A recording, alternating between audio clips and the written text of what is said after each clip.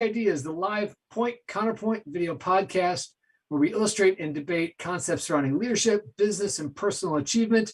And we talk about our feelings, get in touch with our inner children, analyze the nature and or nurture of our families of origin, and share generally positive affirmations and chanted mantras in a way that may make you think twice before you implement that new idea you just learned about on the internet and or from your emotional support animal. Hello, I am Michael Rampolla. And I am Brad James. And we are your co-hosts for today's show. Today's show is all about whether or not you should trust your gut. We're going to come back to that in just a minute to make sure it doesn't come back to bite you. But first, a word from our sponsors. Brad, that's your cue. Oh, I'm going first today. Ooh, all right. So if you, little rearrangement, in your business, you probably think you have to run everything. You're probably wrong. If you think that way, you're wrong. You can always ask for help, especially if you're one of the most organized people who's moving forward. It's time to ask for help so you can do more of what you're best at. Maybe you don't have time to keep up with all of this marketing stuff going on. So if you're running social media, ad campaigns, trying to do mailers, trying to do printing, trying to send out swag, all of that good stuff, my friends over at Cream City Marketing can help. Their experienced creative team works with you to relieve all the stress surrounding all of those little details to make sure that your marketing works.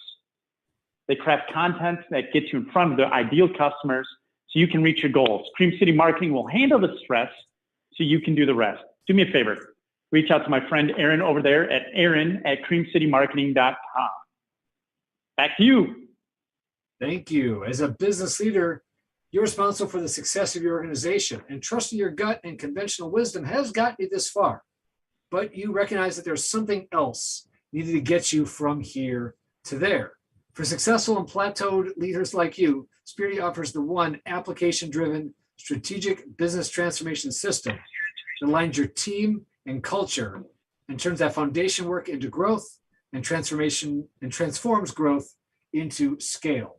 Don't just get it right most of the time. You and your team deserve to optimize organizational behavior. And that's what's going to lead to consistently achieving and exceeding your business objectives. If you're ready to transform for growth, connect with us at spirity.com. So for today's episode of Sketchy Ideas, we're going to go over how only trusting your gut can actually lead to wrong decisions because of purely emotional thinking. A couple of caveats in there. Only trusting purely emotional. We're not saying they're wrong. They're just not always all the way right. So with that, here we go. Episode 54. Brad, tell us all about your gut. Well, I mean, your gut is what digests food. That's what mine primarily is used for. That and occasionally resting a child. Like that's my gut has two very important functions. It's a soft space for a 5-year-old. Great pillow for my dog too. I understand. Yeah, there you go. Yeah. Yep. Uh-huh. And that's why I keep it in the shape I keep it in, because it's ideal pillow shaped. That's what I tell myself. You know, I'm in shape. Round is a shape. Round is a shape. Therefore, yeah. I'm in shape. I'm in a shape. Very nice. So okay, but that's not all. No, I think what you're going for, though. I think what you're going for, though, is you were.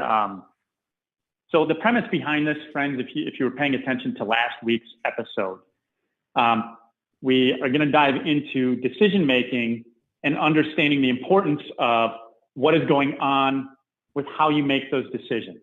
Okay. Often we are told, hey, trust your gut, trust your gut, trust your gut. There is science behind it. The challenge is right now in an age of massive inbound information that trusting your gut sometimes leads you astray. Now, here's the science behind your gut. And I'm not going to draw a picture, but if I could, it would probably look something like this. And Michael's going to do his best interpretation. Okay. Like that delegation? That was very nice. So your brain and your gut are connected in many, many different ways. For those of you who don't know, I was going to be pre-med before I decided to jump into the world of business and entrepreneurship and doing what I do now, which is really hard to describe to a lot of people. But What that means is I studied a lot of this stuff in college. So back in the late 90s into the early thousands, scientists were trying to figure out the importance of digestive health because there were all of these studies that showed that people who were working out, were trying to do all the things at the time that were supposedly healthy, were still not healthy mentally, emotionally. They may have had big muscles and all that stuff, but they weren't working. So then they began to understand, and we knew this, that the brain is connected to all of the stuff in our gut. It's connected, yes, by neurons. It's connected by other tissues, and it's got things that are like neurotransmitters for all of you out there. And a lot of this is all tied together. So in your brain, you have over 100 billion neurons. The next largest place, as far as I know, and correct me if I'm wrong, is in your gut, where you have over 500 million neurons. And the reason is, this is why you get feelings like butterflies in your stomach or like that sinking feeling. When you feel strong emotions, it translates to your gut because there's such density of those neurons and those nerves that's what happens. And this is why. So when you think about the biochemical hormones and all the chemicals that basically run the chemistry of our body, right? Most of those, yes, there are a number of them produced up here in our brain and all that stuff, but a lot of them are produced in our gut, either by our organs or by the microbes that live there. For example, those of you who are nerds like me and really enjoy this stuff, you probably know that the big chemical that we all know, GABA, right? Gamma amino butyric acid, which helps control your feelings of fear and anxiety, are actually produced.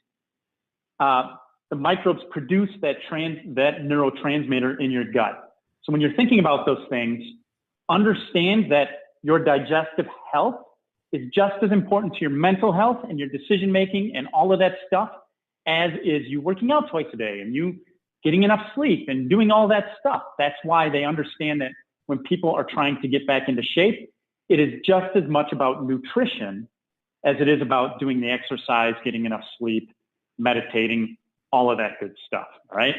So when we think about why that whole gut feeling thing happens, there's a lot of different things, and I'm only covering very surface level stuff, okay?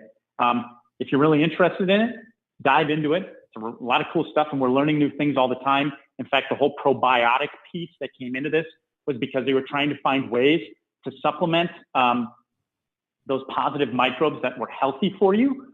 And a lot of it is because they produce those neurotransmitters like GABA that helps your brain regulate all of those high intensity feelings and lessen them, okay? So as you're thinking and we're going through this, please understand there is the science there, but the challenge right now is in a world where it's really either hard for you to keep on track of that if you're a business owner. For a lot of us it is. You need to understand and be able to measure and do a gut check on yourself to understand the importance of why gut decisions are good and bad. How's that for your science lesson 101, Michael? Wow. That was a lot. I got all the way to butterflies in a stomach connected to a brain. I pulled out something that kind of looks like a molecule. These are amoebas, because you said aminos and it made me think amoebas. I don't know if I'm right, but that's what I drew. And I started with gamma. I got the gamma. Anyway, that was a fantastically solid science lesson. Thank you. I try. I feel just as lost as I did in freshman chemistry. That was great. Great. This is bringing back memories of when I didn't understand stuff. No, I think it's great. I really do. I thought that was actually fantastic. Yeah, chemistry not my thing, but this stuff I like this stuff. You guys know that. I love the psych. I love the biopsych. I think it's fascinating. It's interesting, especially to me, because these things feelings feel like feelings. They don't feel like biology. They don't feel like actual things that are happening, but they gotta come from somewhere, right? So I love this. I think it's fantastic. So apparently I need to change my shape if I'm going to change how well I make decisions. Depending. Yep. Is that about right? Yep. Oh boy. That's not good news for the bowl of ice cream I was planning on for dessert. All right. Well, whatever's good for the soul. Oh, good. Now they're gonna make me diagram a soul. I'm out. Do it. I dare you. I dare you. It's right here. It's white on a white background. There you go. There you go.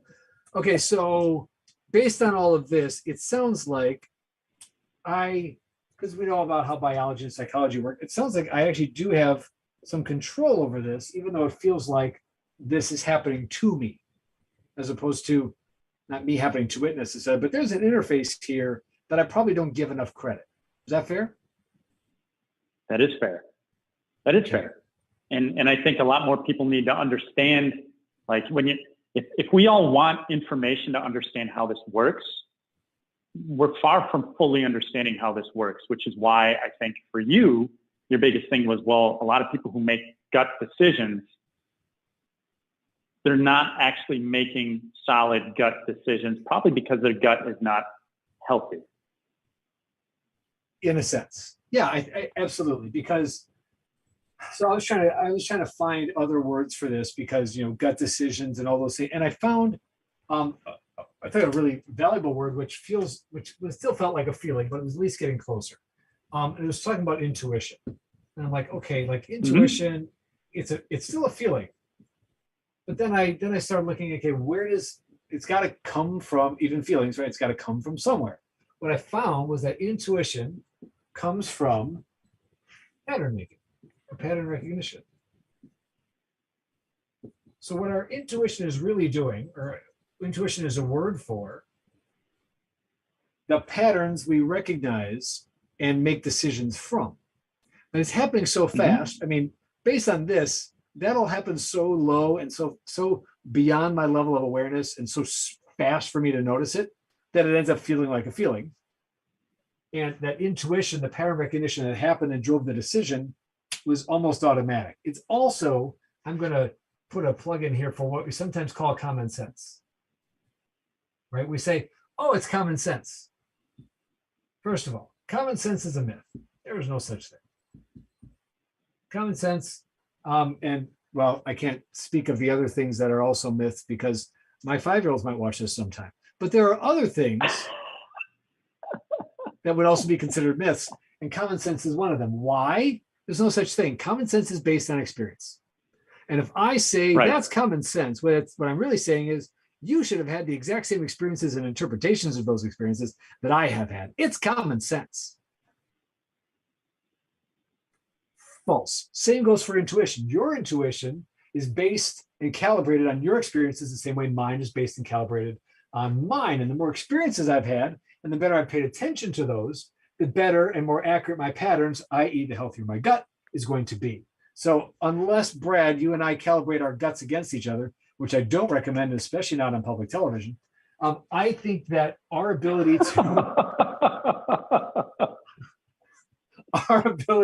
to get our patterns right is really important. Our ability to pay attention to the patterns we're recognizing at a level above subconscious is how we improve our gut health, i.e. our decision-making quality. Yes. You're still trying to get that image out of your head, aren't you? You're welcome. I am. I'm a little stuck on that right now. That's all right. So here's what I feels found. Feels like a nightmare I never wanted to have. You're welcome. So I said this, but let me actually break it down into some parts here. So experience, what was the other term that I came up that I thought was really good? And conditions. Okay, so if I'm making a decision on intuition, i.e. pattern recognition, then that is coming from my experience and in the context of the current conditions.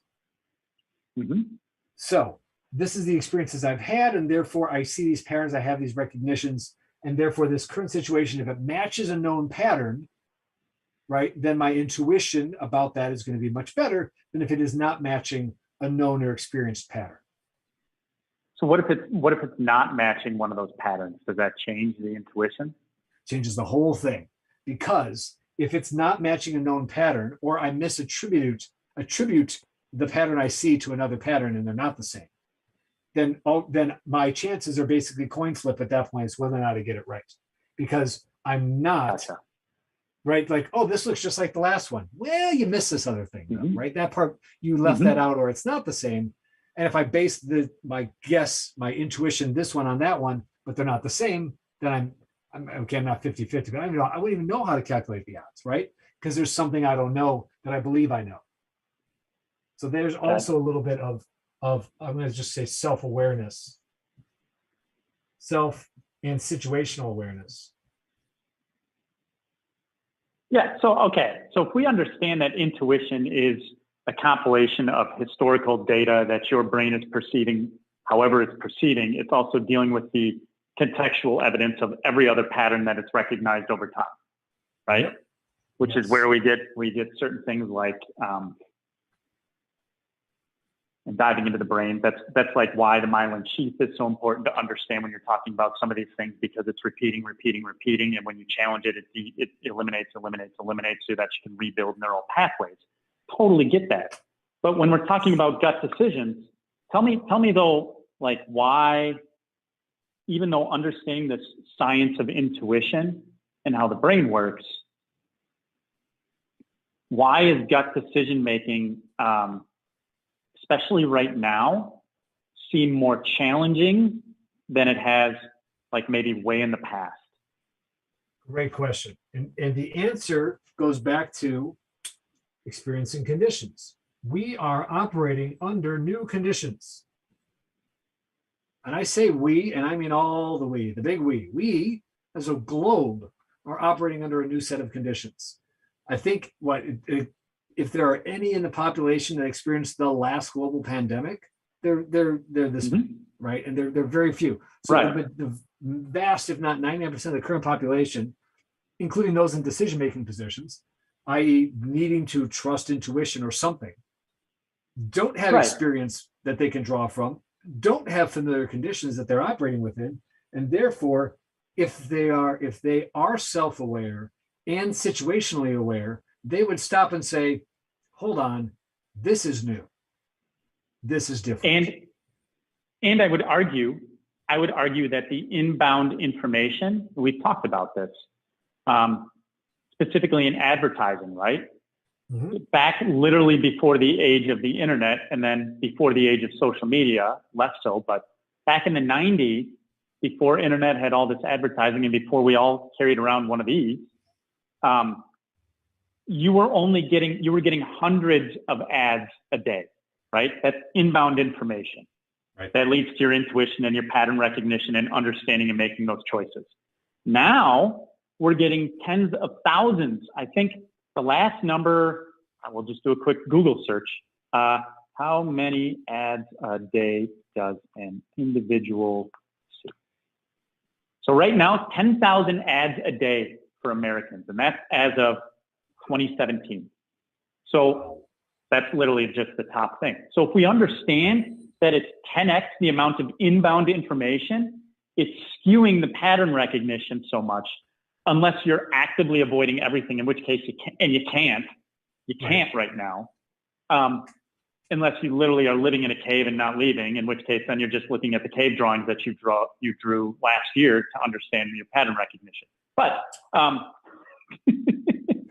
that's data tracking, that though. That's legit. Yes, yeah. So I think the point that you're trying to make, and tell me if I'm wrong, is that because of this new situation that we're all living in, the global we, that your gut decision making is less effective than it once was because of all of that inbound information and noise that we're all having to process on a daily basis. Yes. Okay. Yeah, I mean, so that being said, because if I'm not, I use the word calibrate. So I'm actually not saying don't trust your gut, because your gut is your intuition, all these other things. So I say trust your gut if you calibrate it. Right. Like any other instrument, right? If you calibrate your gut, your intuition, if you check expected results against actual results, then you can continue to trust your gut and your intuition, because you're making intentionally new patterns based on the awareness that this experience and these conditions are different.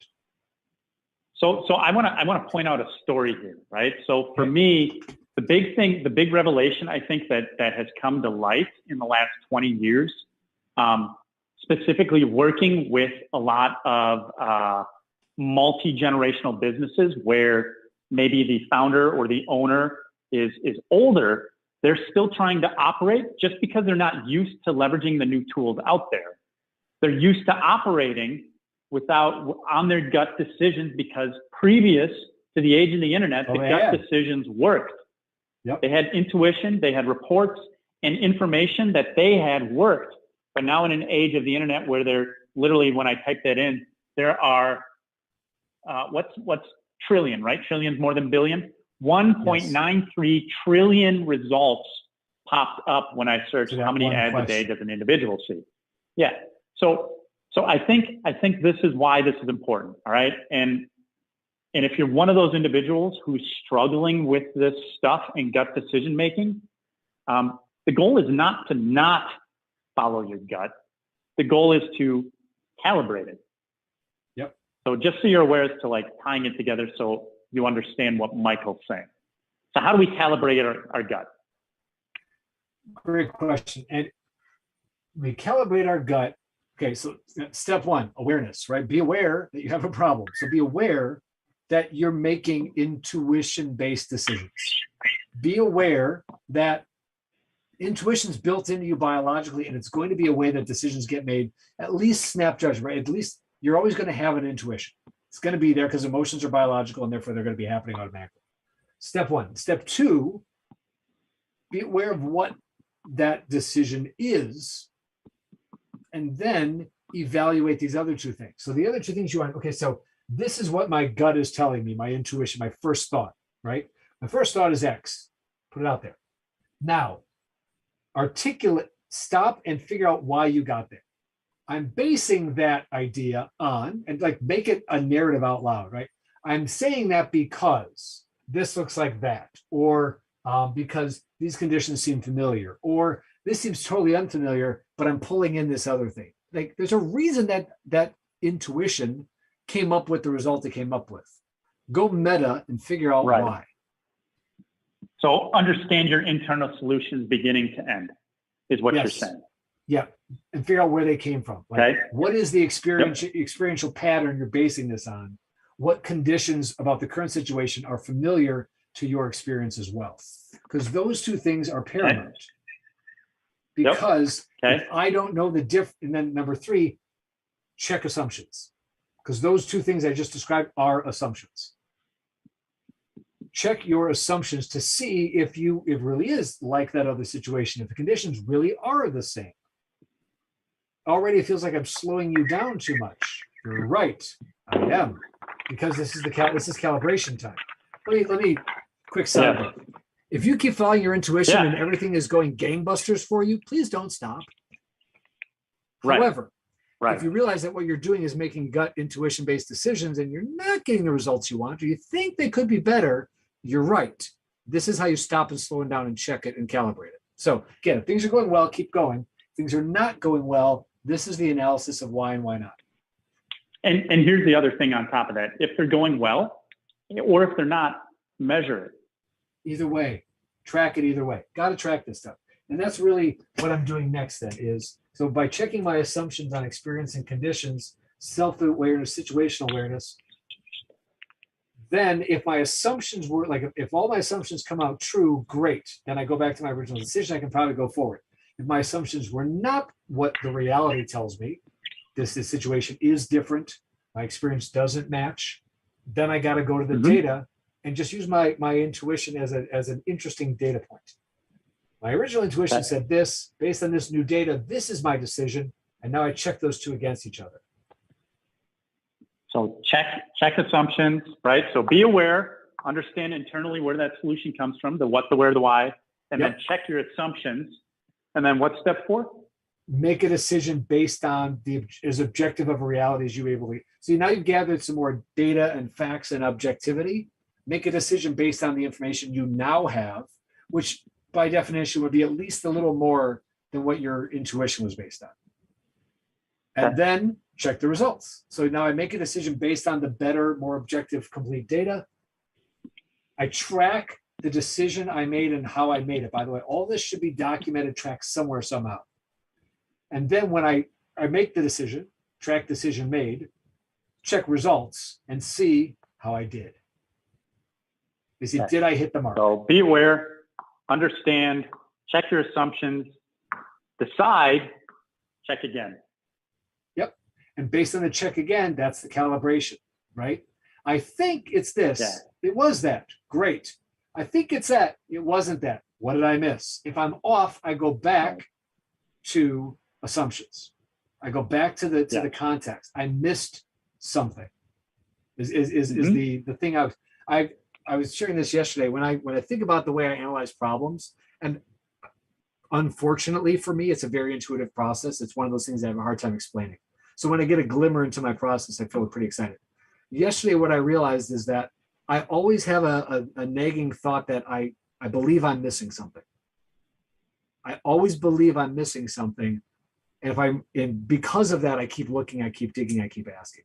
Like, why do I go farther than it seems obvious? Because I just have a belief that I'm missing something. And if I could figure out what I'm missing, I'd get a better outcome.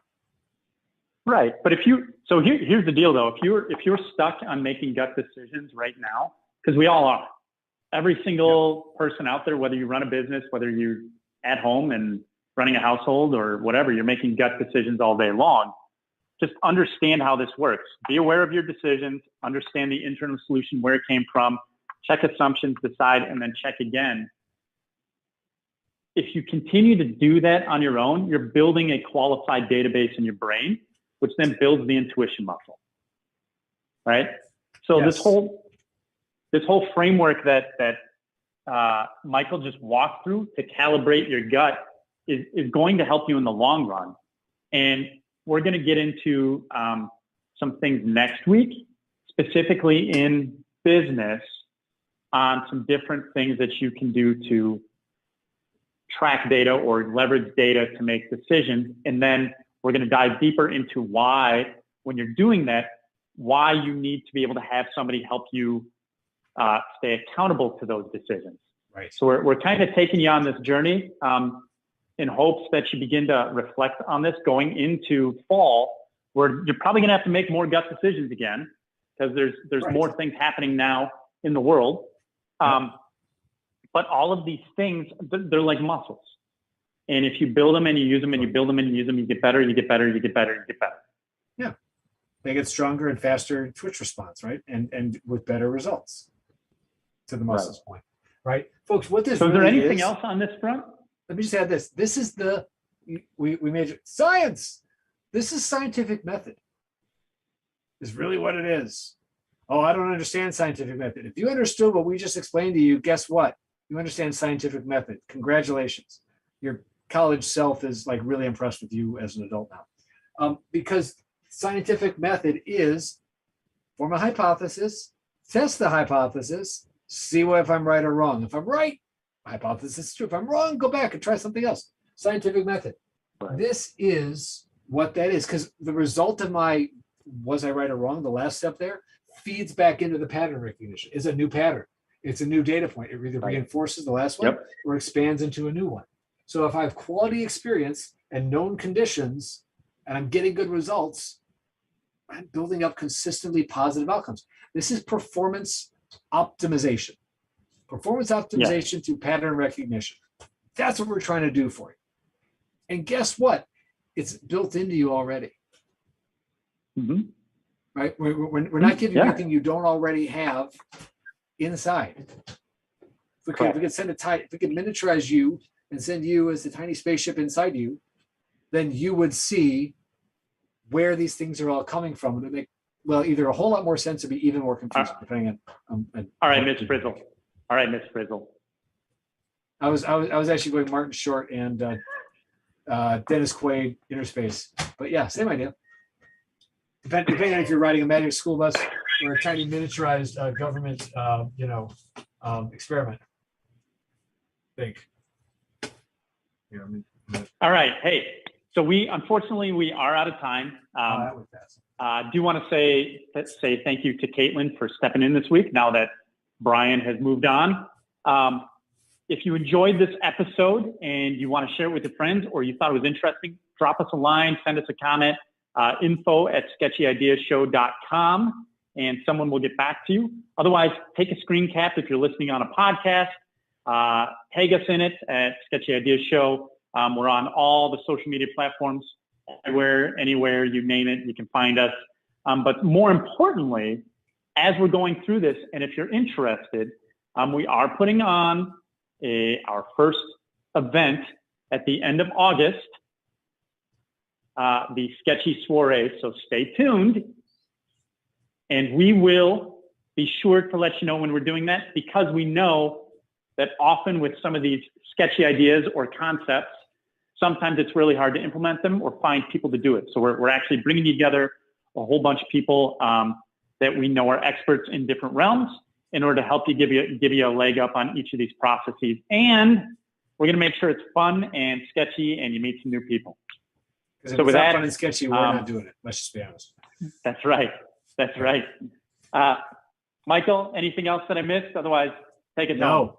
Fantastic. Home we go. So today you just learned all about gut intuition and whether or not you should trust it, and whether or not the next bowl of ice cream is going to help you make a decision or not. The answer, by the way, is yes.